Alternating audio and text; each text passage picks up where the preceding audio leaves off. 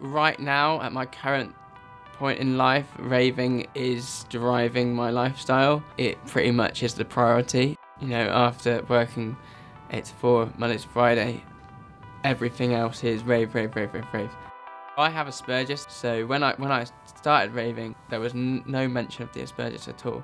And I wanted to be known as the rave man sort of thing. And I knew, because the dancing side of it, there was this acceptance to be who you want to be. I knew that I could be crazy and express myself without people making assumptions, oh, you must be autistic or anything.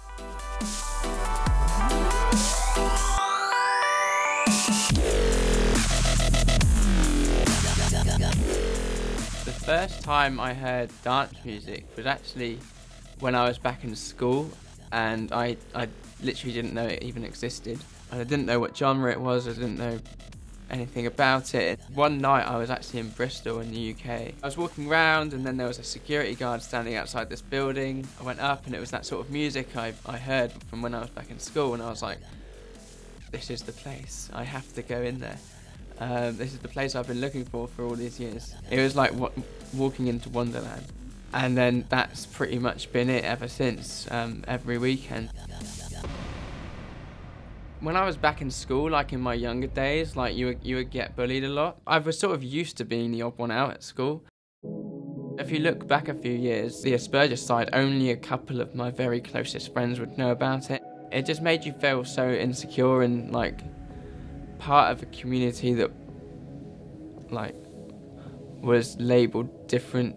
But because of this raving side, then I have been able to just actually express myself and be who I want to be, and then discuss it with more people over and over time. Now I can just go on camera and say it and publish it all over the internet. I grew up in the countryside around a little town, so the sort of drug culture wasn't big. I didn't realise when I first started going raving that this sober thing was such a wow sort of situation. I didn't really shout about it or really mention it. I had a few people come over to me and they would say, oh, what are you on? Can we have some? And I would say, well, we've just been drinking water all night. And then they would say, what?